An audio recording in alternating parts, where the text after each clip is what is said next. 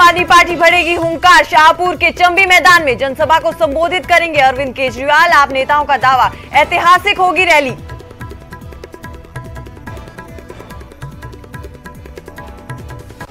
कांगड़ा पहुंचने पर देसी बर्फी से होगा अरविंद केजरीवाल का स्वागत। पार्टी नेताओं ने दिया ऑर्डर, चुनाव जीतने वाला हर नेता इसी मिठाई से करता है मुंह मीठा। जेपी नड्डा के कांगड़ा दौरे का आज दूसरा दिन, बीजेपी पदाधिकारियों के साथ कर रहे बैठक। विधानसभा चुनाव पर तैयार की जा रही रणनीति। जेपी नड्डा की रैली में बीजेपी ने किया नया प्रयोग, क्यूआर कोड के जरिए तय की विधानसभा की उम्मीदवारी, विरोधियों ने बोला हमला। तो वहीं कांगड़ा में बढ़ा आम आदमी पार्टी का कुनबा, कई लोगों ने थामा आपका दामन। सत्येंद्र जैन ने सभी को दिलाई सदस्यता।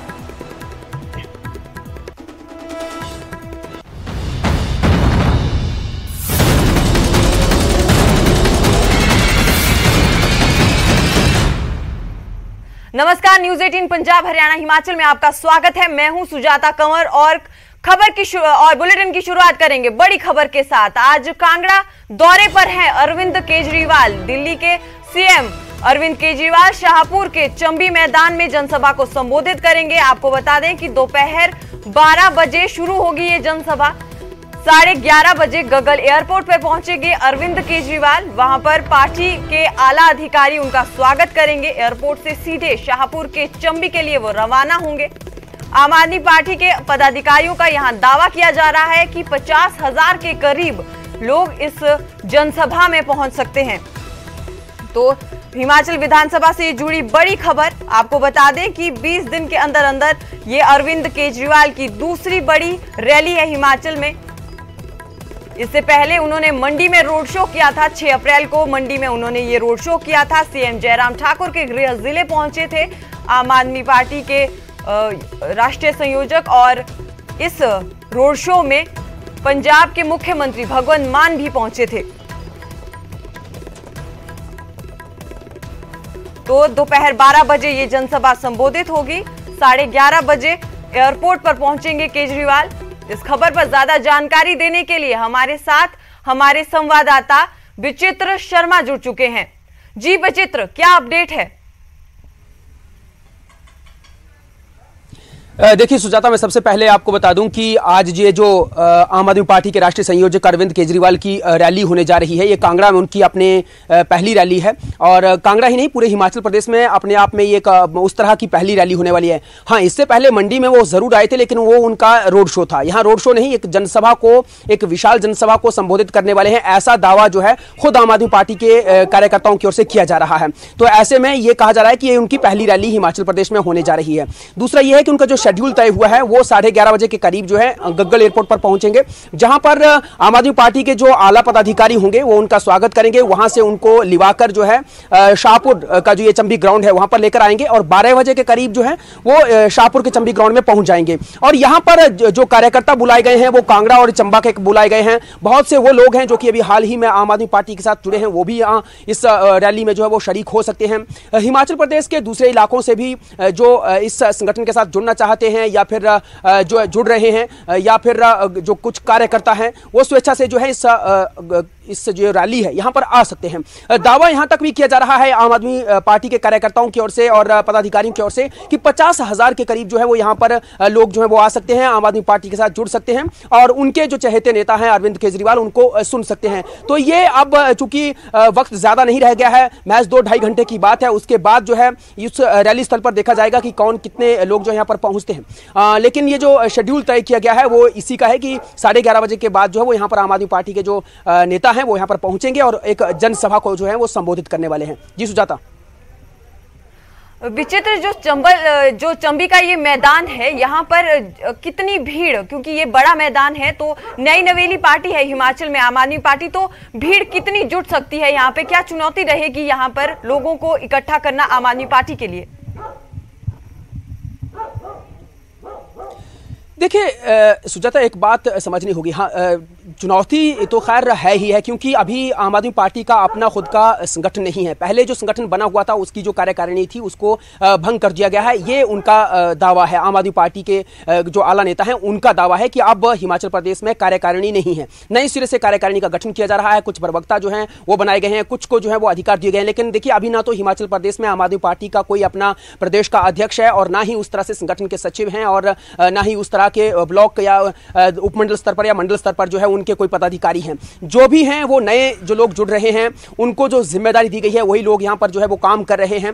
और ऐसे में उनका खुद का जो जनाधार है, कुछ लोग जो पहले ही चुनाव लड़ चुके हैं या चुनाव लड़ने की इच्छा रखते हैं, वो एक तरह से अपना शक्ति प्रदर्शन जरूर यहां पर करेंगे। पॉकेट्स में जो है आम आदमी पार्टी के जो लोग हैं वो यहां पर देखने को मिलेंगे, और उनके साथ जो लोग यहां पर आएंगे वो यहां पर जो है देखने को मिलेंगे। हाँ, दावा जरूर किया जा रहा है कि 50,000 के करीब यहां पर लोग आएंगे, लेकिन यही देखना बड़ा दिलचस्प है। यही देखने के लिए ना केवल आम आदमी, ना केवल जो है लोग, आस पड़ोस के लोग, बल्कि खुद जो रिवायती या धुरंधर पार्टियां हैं, चाहे वो कांग्रेस है चाहे बीजेपी, वो भी ये देखना, उनकी भी नजर जो है कहीं ना कहीं आज के इस केजरीवाल के इस जनसभा पर है कि कितने लोग जो है यहां पर आते हैं, ताकि उससे फिर एक एवेल्यूएशन किया जा सके, मूल्यांकन किया जा सके कि कितने लोग इनके साथ जुड़े हैं, कितने लोगों का इनका जनाधार है। और जो भी होंगे वो इनके अपने कार्यकर्ता होंगे, स्वेच्छा से जुड़े हुए लोग होंगे आम आदमी पार्टी के साथ। तो ये वाकई में बहुत आकर्षण का केंद्र रहने वाला है। इसकी जो बानगी है वो 12 बजे के बाद ही देखने को मिलेगी सुजाता। तो उससे पहले कितने लोग आएंगे, क्या आएगा, ये कहना कुछ अभी बहुत जल्दबाजी होगा।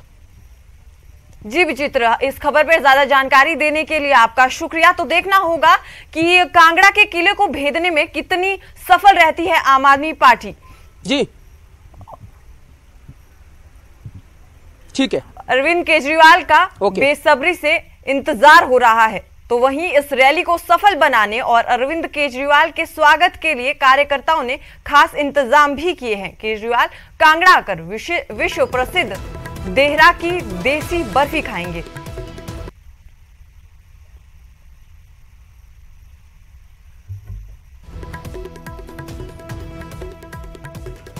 तो अरविंद केजरीवाल का यहां बेसब्री से इंतजार हो रहा है इस रैली को सफल बनाने, और अरविंद केजरीवाल के स्वागत के लिए कार्यकर्ताओं ने खास इंतजाम किए हैं। आपको बता दें कि केजरीवाल कांगड़ा आकर विश्व प्रसिद्ध देहरा की देसी बर्फी खाएंगे। जो ये बर्फी है वो तारे की बर्फी के नाम से मशहूर है। कार्यक्रम से करीब एक हफ्ता पहले इस बर्फी को बनाने का ऑर्डर आप नेताओं द्वारा दे दिया गया था। तारा स्वीट्स नाम से हमारी शॉप है। 1950 से हमारी शॉप यहाँ पे चल रही है। हमारे पहले दादाजी करते थे, फिर पिताजी करते थे, फिर अब हम कर रहे हैं। और लोगों का हमारे पे बहुत ही ज़्यादा विश्वास है कि यहाँ पे बर्फ़ी बिल्कुल फ्रेश और प्योर मिलती है। तो इसी को देखते हुए हमारे दिनेश ठाकुर जी हैं और प्रीतपाल चंद जी हैं, उन्होंने अपने संगठन मंत्री जी को वो बर्फ़ी खिलाई थी कुछ दिन पहले लेके, तो उनको वो पसंद आई, तो इसलिए उन्होंने मुझे 50 किलो का ऑर्डर दिया। तो हम सुबह से ही उसकी तैयारी में लगे हुए थे, लेकिन ये देसी खोआ बनाना और तैयार करना बहुत ही मुश्किल है। तो लेकिन जैसे तैसे हमने वो ऑर्डर पूरा कर दिया है। तो हिमाचल में सियासत से जुड़े दो बड़े धुरंधर यहां पर मौजूद रहेंगे। आपको बता दें कि जेपी नड्डा का आज कांगड़ा दौरे का दूसरा दिन है। आज जेपी नड्डा बीजेपी पदाधिकारियों के साथ बैठक करेंगे। धर्मशाला के सर्किट हाउस में बैठक होगी। बैठक में चंबा और कांगड़ा के पदाधिकारी शामिल रहेंगे। आपको बता दें कि इस बैठक में विधानसभा चुनाव पर चर्चा होगी। तो लगातार बीजेपी द्वारा बैठकें की जा रही है, रणनीति तैयार की जा रही है विधानसभा चुनाव को लेकर। और ऐसे में जब अरविंद केजरीवाल की यहां पर जनसभा है, जब वो लोगों को संबोधित करेंगे, तो जेपी नड्डा भी यहां पर मौजूद रहेंगे।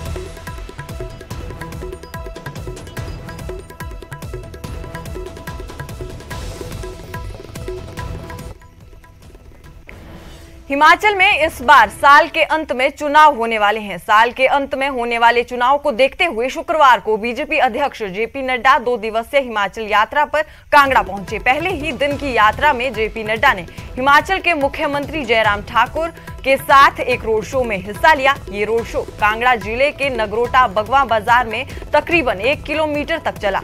इस रोड शो के बाद बीजेपी अध्यक्ष जेपी नड्डा और जयराम ठाकुर इसी इलाके में एक रैली में भी शामिल हुए। वहीं इसी रैली में एक अनोखा प्रयोग भी देखने को मिला है।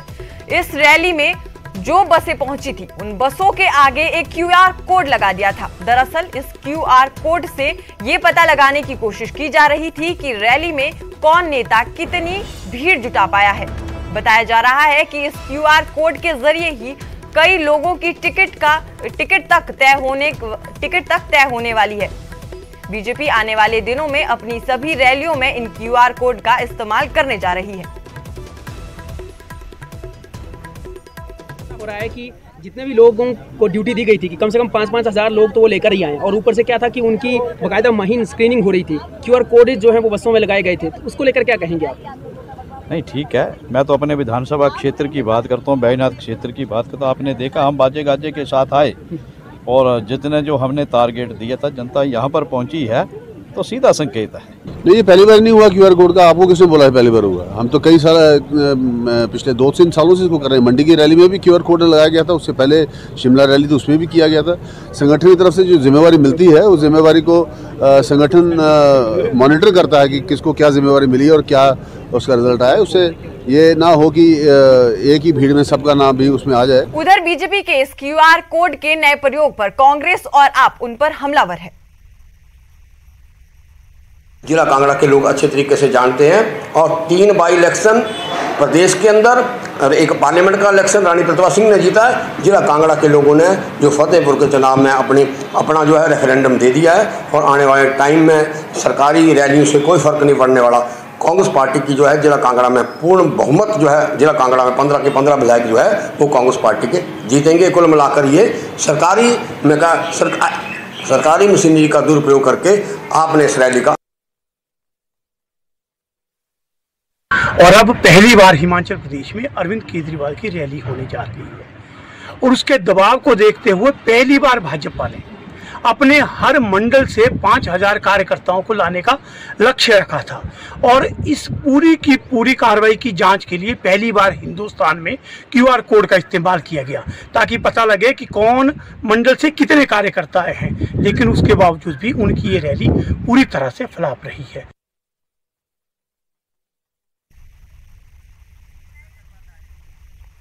इस खबर में ज्यादा जानकारी के लिए कांगड़ा से मेरे सहयोगी विचित्र शर्मा मेरे साथ जुड़ चुके हैं। विचित्र, आपसे जानना चाहेंगे कि टिकट आवंटन का जो अगला कदम है उस पर QR कोड का कितना असर देखने को मिल सकता है? देखिए सुजाता, एक बात समझने की जरूरत है कि भारतीय जनता पार्टी ने ये जो फैसला लिया था या ये जो एक तरह से प्रयोग किया है, ट्रायल किया है, ये आने वाले समय में उन्हीं के लिए जो है कारगर साबित होगा। शायद ऐसा हो सकता है, यही मंशा है कि उन्होंने इस QR कोड का इस्तेमाल किया। क्यों? क्योंकि भारतीय जनता पार्टी जो है वो पूरे देश नहीं बल्कि दुनिया भर में सबसे बड़ी पार्टी होने का दावा करती है। तो जाहिर सी बात है उनके कार्यकर्ता, उनके पदाधिकारी भी जो है वो बहुत बड़े स्तर पर है या ज्यादा उनकी संख्या है। तो ऐसे में अब चूंकि टिकट तो एक ही है और हमेशा जब चुनाव आते हैं तो एक अनार 100 बीमार वाली स्थिति रहती है। तो ऐसे में उस स्थिति से निपटने के लिए खास तौर पर जो है ये QR कोड ही जो है वो कारगर साबित हो सकता है। और वैसे भी हाईटेक होने की बात भारतीय जनता पार्टी जो वो करती रही है। तो ये जो इंप्लीमेंटेशन की जा रही है, जो ट्रायल किए जा रहे हैं, उसका फायदा निश्चित तौर पर जो है आने वाले समय में भारतीय जनता पार्टी को हो सकता है। क्योंकि यहां पर या जहां भी रैलियां हो रही है, जहां भी रोड शो हो रहे हैं, वहां पर ड्यूटी जो है वो लगाई जा रही है उनकी पदाधिकारियों की ओर से और संगठन के जो जितने पदाधिकारी हैं कि वो कितने लोग जो वो लेकर आ सकते हैं। तो एक तरह से लोगों जो उनके पदाधिकारी उनका शक्ति प्रदर्शन यहां से मालूम पड़ रहा है कि कितना वो शक्ति प्रदर्शन कर सकते हैं, कितने लोगों को लाने की उनकी क्षमता है, कितने लोगों में वो पैठ रखते हैं। तो उससे निश्चित तौर पर जो है उनकी स्क्रीनिंग होगी। स्क्रीनिंग के बाद जो है ज्यादा जो पदाधिकारी अपने साथ अपने कार्यकर्ता जो है वो ला पाएंगे, समर्थकों को ला पाएंगे, तो उनकी जो पैठ है वो जाहिर तौर पर जो है संगठन में अव्वल दर्जे पर होगी। तो निश्चित तौर पर उनको न केवल उम्मीदवारी के लिए जो है वो टिकट मिल सकती है, बल्कि अगर सत्ता में भाजपा आती है तो उनको निगम और जो बोर्ड होते हैं उनमें उपाध्यक्ष, अध्यक्ष के पद भी मिल सकते हैं, संगठन में भी बड़े ओहदे मिल सकते हैं। तो इस बात से यह समझा जा सकता है। लेकिन दूसरी तरफ कहीं ना कहीं इसी बात को जो है जो विपक्षी पार्टियां उन्होंने कैश करने की कोशिश किया। वो कह रहे हैं कि अपने ही विधायकों पर, अपने ही पदाधिकारियों पर जो है भारतीय जनता पार्टी को विश्वास नहीं रहा, जो इस तरह से जो है वो मॉनिटरिंग करने लगी है, इस तरह से सर्विलांसिंग हो रही है। यहां तक आम आदमी पार्टी के प्रवक्ता तो यहां तक कह रहे हैं कि अरविंद केजरीवाल का दबाव है जिसकी वजह से जो है भारतीय जनता पार्टी जो है इस तरह के कदम उठा रही है। लेकिन भारतीय जनता पार्टी यह दावा कर रही है कि उनकी ओर से ये जो ट्रायल है या प्रयोग है वो पहली मर्तबा नहीं किया गया है। इससे पहले भी वो कई रैलियों में कर चुके हैं। तो हर इस बात का जो है वो अलग अलग तरह से जो है मतलब निकाला जा रहा है। लेकिन कहीं ना कहीं जिसने ये प्रयोग किया है हो सकता है उनके लिए फायदेमंद साबित हो। सुजाता, जी विचित्र, इस खबर पर ज्यादा जानकारी देने के लिए धन्यवाद। तो देखना होगा कि क्यूआर कोड का कितना फर्क और कितना असर ये टिकट आवंटन पे पड़ता है।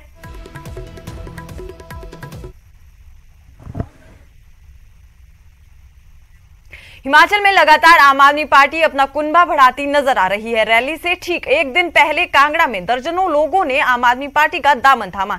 हिमाचल में चुनाव प्रभारी सत्येंद्र जैन ने सभी को सदस्यता दिलवाई। पार्टी का दामन थामने वालों में रिटायर्ड कर्मचारी, पूर्व पंचायत प्रधान और भाजपा और कांग्रेस के युवा समेत महिलाएं भी शामिल थी।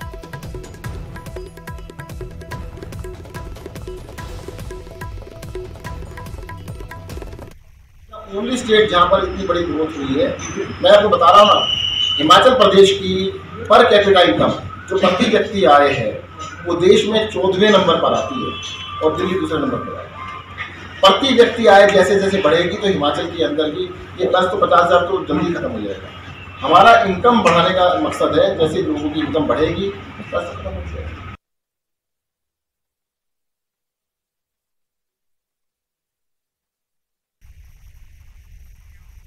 वहीं हिमाचल में सीमेंट के दाम बढ़ने को लेकर नेता विपक्ष मुकेश अग्निहोत्री ने बीजेपी सरकार को घेरा है। मुकेश अग्निहोत्री ने कहा कि बीजेपी सरकार के 4.5 साल के कार्यकाल में सीमेंट के दामों में 200 रुपए की बढ़ोतरी हुई है, जिससे लगता है कि जनता के साथ हो रही इस लूट में सरकार भी पूरी तरह से शामिल है। मुकेश अग्निहोत्री ने कहा कि हिमाचल में सीमेंट तैयार होने के बावजूद भी सीमेंट के दाम आसमान छू रहे हैं, लेकिन सरकार इस दिशा में कोई कदम उठाती नहीं दिख रही है।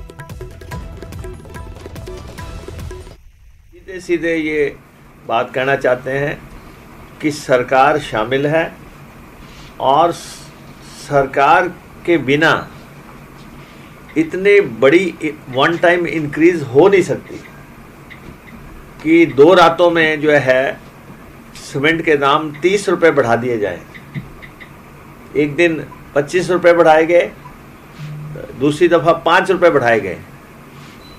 अभी तक सरकार पूरी तरह खामोश है और सरकार की बेबसी, सरकार की लाचारी ये साबित करती है कि शय जो है पीछे से सरकार की है। जम्मू कश्मीर में सुरक्षा बलों ने पुलवामा 2 दोहराने की बड़ी साजिश को नाकाम कर दिया है। इस दौरान मुठभेड़ में 2 फिदायीन आतंकवादी भी मारे गए हैं, जिनका मकसद पीएम मोदी के जम्मू कश्मीर दौरे में रोड़ा अटकाना था। पिछले 24 घंटों में अलग अलग मुठभेड़ों में सुरक्षा बलों ने 6 आतंकवादियों को मार गिराया है।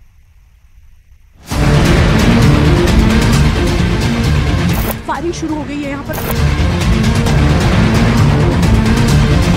3:50 पे पहली जो गोली थी वो चली थी। पुलवामा 2 दोहराने की साजिश नाकाम। जो आतंकवादी इस घटना को अंजाम देने की साजिश कर रहे थे, उनको मौत के घाट उतार दिया गया है।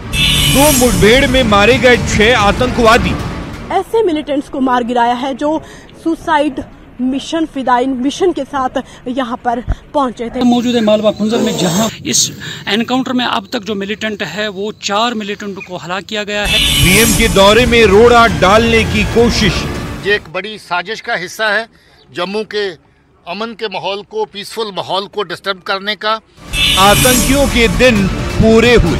हारे हुए खिलाड़ी हैं और अपना प्रेजेंस जाहिर करने के लिए या इस तरह की छुटपुट घटनाएं करने की कोशिश में रहते हैं। जम्मू कश्मीर में सुरक्षा बलों ने 2 अलग अलग मुठभेड़ों में बड़ी कामयाबी हासिल की। इन दोनों मुठभेड़ों में सुरक्षा बलों ने 6 आतंकवादियों को मार गिराया। ये मुठभेड़ कैसे और कहां हुई ये भी बताएंगे। सुरक्षा बलों ने एक उस पे हमला हुआ और हमारे लड़कों ने बहुत ही बहादुरी से उनका सामना किया। हमारे लड़कों ने रिटेलिएट किया, जिसकी वजह से जो शायद ये लगता है कि बहुत बड़ी आतंकी हमले की साजिश थी, वो नाकाम हो पाई। जम्मू कश्मीर के सुजवा में सीआईएसएफ की बस पर हमला हुआ। तड़के हुए इस हमले में 2 आतंकवादियों ने बस पर गोलीबारी की। सुरक्षा बलों की जवाबी कार्रवाई में आतंकवादी भाग खड़े हुए। दोनों आतंकवादी एक घर में छिप गए और गोलियां चलाने लगे। सुरक्षा बलों की जवाबी गोलीबारी में दोनों आतंकवादी मारे गए। इस मुठभेड़ में मध्य प्रदेश के रहने वाले ASI S पटेल शहीद हो गए। मारे गए दोनों आतंकवादी सुसाइड जैकेट पहने हुए थे। मुठभेड़ स्थल से रविवार को PM मोदी के दौरा स्थल की दूरी महज 17 किलोमीटर है। इधर बारामूला मुठभेड़ भी खत्म हो गई। सुरक्षा बलों ने यहां 4 आतंकवादियों को मार गिराया। इस मुठभेड़ में लश्कर का टॉप कमांडर यूसुफ कांतरू मारा गया। ये आतंकी एक SPO, उसके भाई, एक जवान और एक नागरिक की हत्या में शामिल थे। धारा 370 हटने के बाद PM मोदी दूसरी बार जम्मू कश्मीर दौरे पर जाने वाले हैं। लेकिन खास बात यह है कि इस बार वो सांबा के पाली में पंचायती राज दिवस के मौके पर आयोजित कार्यक्रम में हिस्सा लेने वाले हैं। इससे पहले वो अक्टूबर 2019 में राजौरी जवानों के साथ दिवाली का त्योहार मनाने पहुंचे थे। अब सुजवा हमले के बाद PM मोदी के दौरे को लेकर सुरक्षा एजेंसियां और सतर्क हो गई हैं। Bureau report, news 18 network.